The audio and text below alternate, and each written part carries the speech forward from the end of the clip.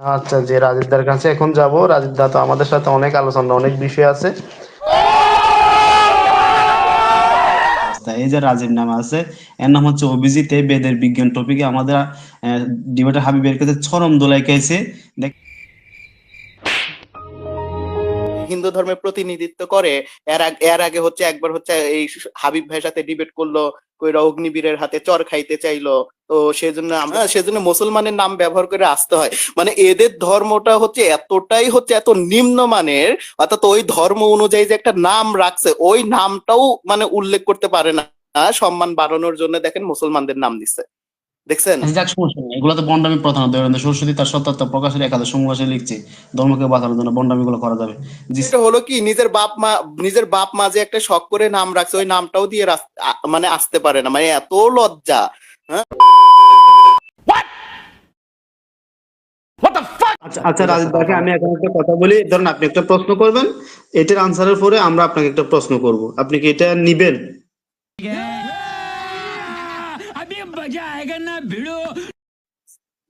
হ্যাঁ, নেবো, সমস্যা নেই, নেবো।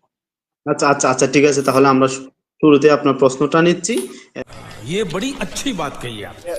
অভিজিৎ দাদা, আপনি তো হচ্ছে চলে যান, আলোচনা করে তো চলে যান। আপনাকে সেই দিন বলা হলো আপনি থাকেন, আমরা আলোচনা করে হচ্ছে ইয়ে করবো, আপনার প্রশ্ন নিব, কিন্তু আপনি তো সেই দিন চলে গেলেন। বলেন, এটা কি আমাদের দোষ নাকি আপনার দোষ? আপনি হ্যাঁ, ঠিক আছে দাদা, ধন্যবাদ আপনাকে। ये सब क्या देखना पड़ रहा है? अच्छा है मैं अंधा हूँ। আমার ওই প্রথম প্রশ্নটা হচ্ছে ওটাই যে সাকিব ভাই যেহেতু কলম নিয়ে একটা উদাহরণ দিছিল, তো এই কলমটার বিষয়তে আমি বলতেছি, এটা হচ্ছে একটা সহিহ হাদিস থেকে। হাদিসটা হচ্ছে তিরমিজির শরীফের একটা হাদিস, ইসলামিক ফাউন্ডেশন থেকে 2158।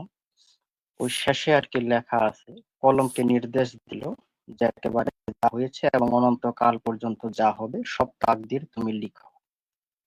তাকদীর যদি লিখেই থাকে, তাহলে এখানে ওই যে সাকিব ভাই বলতেছে যে না, আপনি আবার অন্য কাজও করতে পারবেন, ঠিক আছে, তাকদীর লিখে রাখছে, ঠিক আছে, আবার আপনি নিজের স্বাধীনতাতেও কাজ করতে পারবেন। এখন কথা হচ্ছে কি, তাহলে কি তিনি ভুল ভাল লিখে রাখছেন নাকি? अरे कहना क्या चाहते हो? হ্যাঁ, এটা একটু আমাকে বলুন। মানে এটাই তো আপনার প্রশ্ন ছিল। এটা আনসার দিয়ে সাকিব আবার দেন, সমস্যা না, তারপরে না উনাকে ওনার ধর্ম না, থেকে প্রশ্ন এটাও করা হবে। এটাতে একটু আমি দিই, মডারেটর ভাই আমি এক কথাই দিয়ে দিই, তারপর আপনি দিন। এটা এতই সোজা একটা প্রশ্ন। আনকি এটার যদি হচ্ছে এই যে কি বল, মুফতি তাকি উসমানী, জাস্টিস তাকি উসমানীর যদি এই যে তিরমিজির এই ব্যাখ্যাটা যদি দেখতো তাহলেই কিন্তু পেয়ে যেত। আসলেই কথা আছে না, নিজেদের ধরেন বেদ পড়তে গেলে এটা পড়া লাগবে, এটা পড়তে হবে, এটা হবে, তাছাড়া বেদ বোঝা যাবে না। অথচ নিজে যে হাদিসটা যে মনে করেন অধ্যয়ন করছে, অথচ সে যদি এটার ব্যাখ্যা দেখতো তাহলেই কিন্তু এখানে বুঝে যেত। এইখানে হচ্ছে কোন লেখার কথা বলতেছে। ও যে আল্লাহ তাআলা যে বললো, আল্লাহ তাআলা যে সৃষ্টির প্রথমে যে কলম সৃষ্টি করে বললো, ওই সূরা হচ্ছে, আমরা যদি সূরা কলম দেখি যে নুন অল কলামি ওয়া মা ইয়াসতুরুন। হ্যাঁ, অর্থাৎ আল্লাহ তাআলা হাদিসে মুহাম্মদ সাল্লাল্লাহু আলাইহি ওয়াসাল্লাম বললো যে আল্লাহ তাআলা হচ্ছে কলম সৃষ্টি করে বললো তুমি লেখো। পরে কলম হচ্ছে সৃষ্টির শুরু থেকে শেষ পর্যন্ত, অর্থাৎ সৃষ্টি যে শুরু হলো, আরম্ভ হলো, কিয়ামতের দিন ইয়াউমাল কিয়ামা, সেই পর্যন্ত কি কি ঘটবে সবকিছু মনে করেন যে লিপিবদ্ধ করা হয়েছে। আর এই কালি শুকে গেছে, অর্থাৎ এর চাইতে বাড়তিও কিছু হবে না, এর চাইতে কমও কিছু হবে না, কারণ কালি শুকে গেছে। অর্থাৎ এর মধ্যে যতটুকু পর্যন্ত লেখা হয়ে গেছে সৃষ্টি শুরু থেকে শেষ পর্যন্ত, এই সব কিছুই হচ্ছে সংগঠিত হবে। তো এখানে মানে এইখানে তাকদিরের সাথে কি প্রশ্ন, আমি বুঝলাম না। এটাই এখানে তো কথা, এখানে কলম কি শুধু কথাটাই তো তাকদির লেখা। লেখছে? মানে কলম কি এখানে হ্যাঁ, শুধু তকদির লেখছে? এই যেটাই তো লেখা, সব তাকদীর লেখা হলো। হ্যাঁ, তাকদির আর লেখা হয়েছে, সাথে সাথে তো আরো অনেক কিছু লেখা হচ্ছে ভাই। ওই জন্যই তো বললাম যে আপনার জাস্টিস তাকি উসমানির ব্যাখ্যাটা পড়া লাগতো, বাংলাতে থাকার পরেও আপনারা পড়েন না, অথচ মানুষকে উপদেশ দেন ওইটা পড়তে। সেটাই তো আমি বলতেছি, আমি আমরা একটু বলতে চাচ্ছি সেটাই তো কি আমি কাজম ভাই, বলতেছি। এক মিনিট বলতে ভাই, চাচ্ছিল। কথা হচ্ছে সাকিব ভাইয়ের সাথে, আপনারা কেন মাঝখানে ইন্টারাপ্ট করতেছেন বলেন তো? रुको जरा सबर करो। ইয়া করলে হবে না তো। এখানে এই যে আমাদের শাহ আলিম ভাই, ডিবেটর হাবিব ভাই, তারাও আলোচক, যে কেউ আমার পাশাপাশি অ্যাড করতে পারে, কোনো সমস্যা নেই। সেটাই তো আমি বলতেছি যে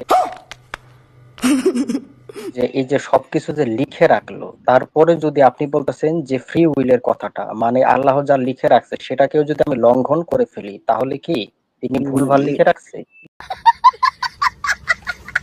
রাখছে, ওইটাই তো প্রশ্ন করলাম যে আল্লাহ লেখে রাখছে সেই জন্য কি আমরা ওই কর্মটা করব, নাকি আল্লাহ দেখছে আমরা ভবিষ্যতে এই কর্ম করতেছি নিজেদের ফ্রি উইলে, ওইটাই শুধু লেখে রাখছে। অর্থাৎ আমরা যে ঘটনা ঘটাচ্ছি ওই ঘটনাটাই শুধু হচ্ছে মানে গল্পের মতন লিখে গেছে, এইটা মানে আমরা আল্লাহ লেখে রাখছে দেখেই করব, নাকি আমরা যে ঘটনা ঘটিয়েছি ওইটা শুধু রেকর্ড করে গেছে, এইটা কোনটা বলেন, যে কোনো একটা বলেন। না, তিনি তিনি যা লিখে গেছেন তাই আমরা করব, এটা ओ भाई मारो मुझे मारो मारो मुझे मारो मारो नहीं ये मजाक हो रहा है ইয়ের মধ্যে না, এটা আপনি কই পেলেন?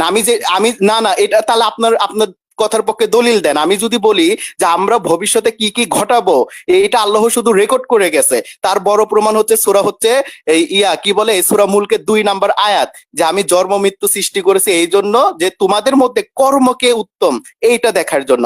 शाबाश बेटा, बहुत बढ़िया मुन्ना। আমার পক্ষে কিন্তু কোরআনের দলিল আছে। এখন আপনি যেটা বললেন যে আল্লাহ যেটা লিখে গেছে এই অনুযায়ী যে আমরা কর্ম করব, মানে ওইটা করতে বাধ্য, এইটার পক্ষে কি দলিল আছে আপনার কাছে? হ্যাঁ, এই হাদিসের মধ্যেই কিন্তু আছে যে একজন ভাই, ফেরেশতা মানে কোথায় আছে দেখেন তো। শুনেন একটু শুনেন ভাই, হাদিসে আছে যে একজন আপনার ফেরেশতা এসে তিনি আমাদের মানে কোন ভাগ্য, হাদিসে আছে? কর্ম এগুলো সব লিখে রাখে। এটা কি জানেন আপনি? আগে একটু বলেন, আপনি জানেন কি জানেন না? না, ভাই, হাদিসটা বলেন, আর ভাই আপনি এটা তো হাদিসটা জানি, বলেন। এটা হচ্ছে মানুষের হচ্ছে মানে সৃষ্টির বর্ণনা দিচ্ছে মানে মায়ের গর্ভের, এটা তো জানি। বলেন কি হয়েছে? পাঁচটা জিনিস তিনি লিখে রাখেন, ঠিক আছে? কর্ম কি, হ্যাঁ, কি লিখে রাখেন এই ওগুলো তার বলেন। জন্ম মৃত্যু এগুলো লিখে রাখেন, ঠিক আছে? এখন এই জায়গা থেকেই তো আমি বলতেছি, তিনি যেহেতু লিখেই রাখছেন, এখন আমরা তো ওই কাজগুলো করব, তাই না? এখন আমরা যদি, আপনি যেটা বলতেছেন যে ফ্রি উইল দিচ্ছেন, তিনি আবার স্বাধীনতাও দিচ্ছেন আমাদের, তাহলে আমরা যদি সরে যাই সেখান থেকে, তাহলে কি তার যে ফ্রি লেখাটা উইলই তো আবার সেটা স্বাধীনতা, দুইটা আবার 100% আলাদা হয় কিভাবে? মানে ফ্রি উইলও দিছে স্বাধীনতাও দিছে, বুঝলাম না, দুইটা তো একই জিনিস, মানে কি বলেন? আচ্ছা, আমার প্রশ্নটার উত্তর দেন আপনি, যে এখন কি আমি যদি রুলসটা ব্রেক করে ফেলি তাহলে আল্লাহর ইচ্ছাটা ব্রেক হয়ে গেল না, না? এইখানে তো আমি আরে ভাই আপনি তো আমার প্রশ্নের তো কোনো জবাবই দিলেন না। আমি যে একটা যে আপনাকে প্রশ্ন করলাম যে আল্লাহ যে এই যে দেখেন এই প্রশ্নের মধ্যেই কিন্তু আপনার প্রশ্নটা কিন্তু লুকিয়ে আছে, যে আল্লাহ লেগে রাখছে দেখেই কি আমরা করব, মানে করতে বাধ্য, নাকি আল্লাহ আমাদের ঘটনাটা দেখে শুধু রেকর্ড করার মতন রেকর্ড করে ওইটা শুধু হচ্ছে লিখে দিছে যে তুমি ভবিষ্যতে এই ঘটনা ঘটাবে, এটা আমি দেখে রেকর্ড করে তোমার ভাগ্যে লিখে দিলাম। এইটা কোনটা? একই আপনি যে প্রশ্ন করছেন এটার মধ্যেই লুকিয়ে আছে। তিনি যার জন্য সৃষ্টি করছেন সেটাই হবে। এটার রেফারেন্স দিতে হবে না। শুনেন, বলতে গেলে সর্বপ্রথম ওইটার পক্ষে কোরআন থেকে একটা রেফারেন্স টানতে হবে, তারপর ওইটার পরিপ্রেক্ষিতে একটা হাদিস দেখাতে হবে, তারপর হচ্ছে আপনি তাফসিরে যাবেন না কোথায় যাবেন। তা আমি তো মনে করেন সর্বপ্রথম একটা মানে আয়াত দেখলাম সূরা মুলকের 2 নাম্বার আয়াত, তারপরে আমি বললাম ইয়া অনুযায়ী যে মানে হচ্ছে আমাদের এই ইসমাকিয়াস অনুযায়ী যে মানে আমরা কি ঘটনা ঘটাবো এটা শুধু আল্লাহ তাআলা রেকর্ড করছে, রেকর্ড করার মতন ওইটা শুধু আমাদের ভাগ্যে লিখে দিছে যে তুমি এই ঘটনা ঘটাবা, আমি দেখছি দেখে এটা আমি লিখে দিলাম। অর্থাৎ তুমি যেগুলো ঘটাবা আমি ওগুলো দেখছি রেকর্ড করার মতন, আমি ওগুলো শুধু রেকর্ড করে ওগুলো মানে মেমোরিতে লোড করে দিলাম, এরকম। না, এরকম না। এরকম কেন বলতেছি না এরকম না, তাহলে আপনার কথার পক্ষে তাহলে কোরআন হাদিসের দলিল দেন। আপনি আমারও দলিল মানবেন না, বুঝলাম না বিষয়টা। কোরআন সূরা বলা হয়েছে যে আমি অবশ্যই সৃষ্টি করেছি জাহান্নামের জন্য বহু জিন ও মানুষকে, এটাও কিন্তু তিনি বলে দিচ্ছেন। সূরার যদি 7, 8, 9 এরকম যদি আয়াত পড়েন, ওইখানে বলছে যে এক দল হবে জান্নাতি আরেক দল হবে জাহান্নামে, এটা কিন্তু আল্লাহ তাআলা নিজেই বলছে।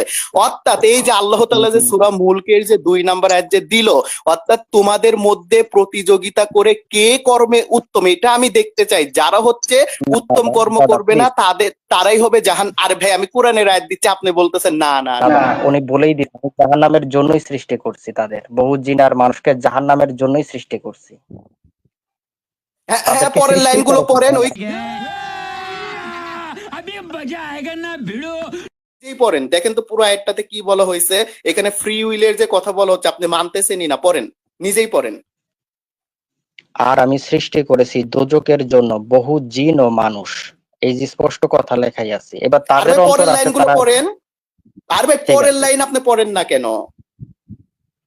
তাদের অন্তর রয়েছে তারা বিবেচনা করে না, তাদের চোখ রয়েছে তারা দেখে না, কান রয়েছে শুনে না, তারাই হচ্ছে নিকৃষ্ট। এই তো এখান থেকে কি বুঝলেন? এই যে তারাই হলো গাফেল। গাফেল মানে কি? যারা হচ্ছে পথভ্রষ্ট জাহান্নামী। তো এখান থেকে কি বুঝলেন আপনি বলেন? আপনার আপনার কথা বলছে এখানে, একবার আপনার কথাটা বলছে।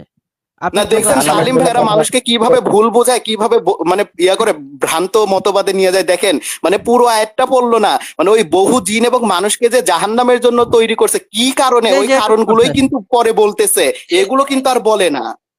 এই যে এটুক পড়ছে, এটুক পড়ছে, এই যে এটুক পড়ছে। হ্যাঁ, কইরা দাদা শোনাই দেই, চিৎকার করে দেখেন মার ওনার খাওয়া সাথে দেবেন। মিলে।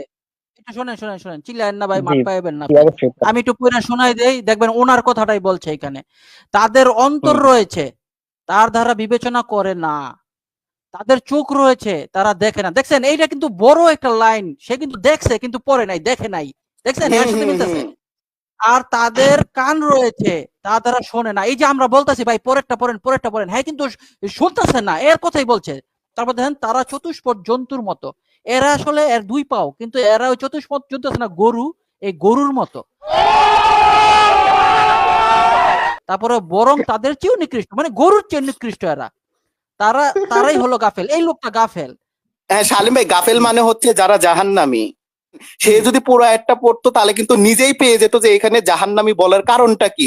দেখেন এখানে কিন্তু ফ্রি উইলের কথা বলা হচ্ছে, যে তাদেরকে আমি ফ্রি উইল দিয়েছি। চতুষ্পদ জন্তুর কোনো ফ্রি উইল নাই, মানুষই একমাত্র প্রাণী যার ফ্রি উইল আছে। কথা বলার সুযোগ দেন আরে ভাই। তাদেরকে যদি পরাজয়ের জন্যই সৃষ্টি করেন তাহলে এই যে আপনি যে একটা মিথ্যা কথা বললেন, একটা ডাহা মিথ্যা কথা আপনার সামনে আয়াতটা নিজেও পড়লেন, শালিম ভাইও পড়লো, আপনি পড়ার পরেও যে নিজেই যে একটা মিথ্যা কথা বললেন। ভাই গাফেল মানে কি? গাফেল শব্দের অর্থ জানেন আপনি? গাফেল মানে হচ্ছে যে হচ্ছে সঠিক পথ থেকে মানে বিক্ষিপ্ত পতঙ্গের মতো নিক্ষিপ্ত হয়ে যায়, অর্থাৎ সঠিক পথ থেকে যে হচ্ছে পথভ্রষ্ট হয়ে যায়। অর্থাৎ তার ফ্রি উইল আছে, আল্লাহ তাকে ফ্রি উইল দিয়ে পাঠিয়েছে, কিন্তু সে সেটা দ্বারা কোনো কিছু বিচার বিবেচনা করে না, সে সত্য দেখে না, সে বিক্ষিপ্ত পতঙ্গের মতো নিক্ষিপ্ত হয়ে সত্য থেকে দূরে সরে গেছে। বরং তারা জাহান্নামে, ওইখানে তো তাদের কথাই বলা হচ্ছে, তাদের ফ্রি উইল থাকার পরেও যারা হচ্ছে এগুলো ব্যবহার করবে না, তারা নিকৃষ্ট হচ্ছে পশুর মতো, আর তারাই হচ্ছে জাহান্নামী। এটাই তো আল্লাহ বলতেছে। তারপরেও আপনি আবার এই আয়াতের বিরুদ্ধে কিভাবে যাচ্ছেন বলেন? এইখানে তো আপনার দিয়েও পড়ালাম, শালিম ভাইকে দিয়েও পড়ালাম, আপনি এখানে চাপার জোর দেখেন কেন বলেন? চাপার জোর আপনারা দেখাচ্ছেন।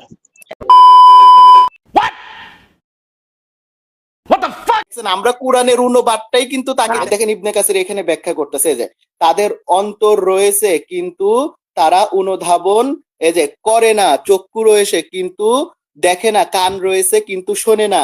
এই জিনিসগুলোকে ভাই মনোযোগ সহকারে শুনবেন, এই জিনিসগুলোকে হেদায়েত লাভের জন্য বানানো হয়েছিল। দেখেন এই যে সে জিনিসগুলোকে হেদায়েত লাভ করার জন্য বানানো হয়েছিল, কিন্তু এগুলো দিয়ে তারা মোটেও উপকৃত হয়নি।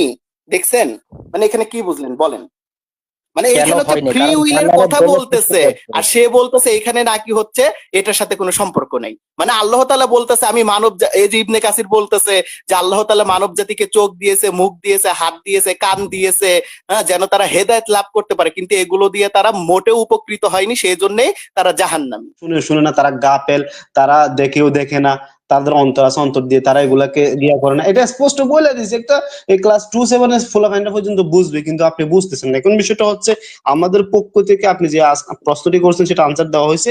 এখন আপনি প্রশ্নের জন্য পাল্টা তীরের জন্য, পারমাণবিক বোমার জন্য রেডি হন। আপনাকে প্রশ্ন করা হচ্ছে, সাকিব ভাই আপনি একটু প্রশ্ন করুন ওনাকে। আর বন্ডামি অনেক করছে। না সে তো আরেকদিনের মতন দৌড় মারবে, ওই সে তো দৌড় মারে, এটা তো তার অভ্যাস। মানে ওই দয়ানন্দ, ওই ভাঙর যেরকম যে মানে কাশিতে হচ্ছে জুতার বাড়ি খেয়ে পালাইছিল, ওইরকম হচ্ছে মানে পালায়া যাবে। হ্যাঁ, ওই কাশিতে যখন হচ্ছে তাকে কি যেন পড়তে বললো, হাত কপি কুলে পড়তে পারে নাই, দেখাইতে পারে নাই, মানে ভন্ডামি ধরা পড়া গেছিল কাশি নরেশদের কাছে, সেই জন্য হচ্ছে ওই পালাইছিল। তো এটাও তো মনে হয় পালাবে, সেজন্য সে পালাবে কিনা এটা আগে শুনেন তার কাছ থেকে। দাদা আমার প্রশ্নের উত্তরই তো আমি পেলাম না। वाह क्या सीन है, वाह क्या सीन है। আমরা আলোচনা করলাম সারা রাত, আমরা রামায়ণ পাঠ করলাম, কিন্তু সকালে উঠে বলতেছেন যে মানে রাবণ হচ্ছে কার পিতা। এই যে আল্লাহ তাআলা তো ওই আয়াতে তো আপনার কথাই বলতেছে, অর্থাৎ আপনাকে আমরা যতই বুঝাই, যতই শোনাই, যতই কিছু বলি, আপনি তারপরেও বলবেন রাবণ হচ্ছে কার পিতা ছিল। এটা আমি জানি না। একটা প্রশ্ন করা হবে, এখন সে প্রশ্ন করছে, আমরা তাকে আনসার করেছি এবং দর্শকরাও দেখেছে। এখন যদি তার যদি ভালো না লাগে তাহলে আমাদের করার কিছুই নাই। তো এখন এখন আমাদের যে ওয়াদাটা ছিল, এখন তাদের শাস্ত্র থেকে আপনি তাকে প্রশ্ন করেন, সমস্যা নেই। না সংস্কৃত বুঝে না এরকম একজন মানুষ ভাই, মানে সংস্কৃতের শটাও জানে না, আর শাস্ত্র তো জানে না, এটা তো বলাই যাবে না, কারণ শাস্ত্র আছে কিনা এটাই সন্দেহ। আমার প্রশ্নের উত্তর না পাওয়া পর্যন্ত আমি আপনারা প্রশ্ন উত্তর সবাই একশো তোমার দেওয়া হয়েছে, এগুলো দর্শকরা দেখছে এখন। দাদা কিন্তু প্রশ্ন করে পালাইতে চায়, এটা তো সমস্যা দয়ানন্দ মুরিদদের। আমার সিদ্ধি করে কথা বলতেছি আর কি, সিদ্ধি কর। দেখেন দর্শক, এখানে আর দর্শককে দেখার দরকার নাই, শুনেন দর্শক। আরে দাদা আপনাকে সুযোগ তো অনেক দিছি, বুঝেন না কেন? এখন আপনার প্রশ্নের পালা, আমরা তো জবাব তো দিয়ে দিছি ভাই। হ্যাঁ, আপনি নিচে ভোট নেন, আপনি নিচে ভোট নেন, যে আমরা বলে দিচ্ছি। হ্যালো দর্শক, আপনার হচ্ছে ভোট দেন নিচে, যে আমরা কি জবাব দিতে পেরেছি নাকি পারি নাই, দেখে যে কাদের পক্ষে ভোট বেশি আছে। দর্শক কি হচ্ছে? অবশ্যই আপনারা পেরেছেন। দেখেন দর্শক কি হচ্ছে, প্রশ্ন করার তো পালা যায় পরে। হ্যাঁ দাদা আরে হাবিব ভাই, আপনি প্রশ্নের কথা বলতেছেন, সে তো প্রশ্ন নিচ্ছে না। তা প্রশ্ন করতে ধরলেই তো হাত ঢুকিয়ে দিবে, বুঝেন না? সেজন্য আমি করতে পাচ্ছি না। তো জিনিস জানতে চাই, সেটা হচ্ছে স্বামী দয়ানন্দ সরস্বতী না একটা কিন্তু চমক দেখছেন, চলে গেছে। বললাম না তাকে হচ্ছে, তাকে প্রশ্ন করতে ধরলেই দেখবেন চলে গেছে, দেখছেন? আমি বললাম না সে চলে যাবে।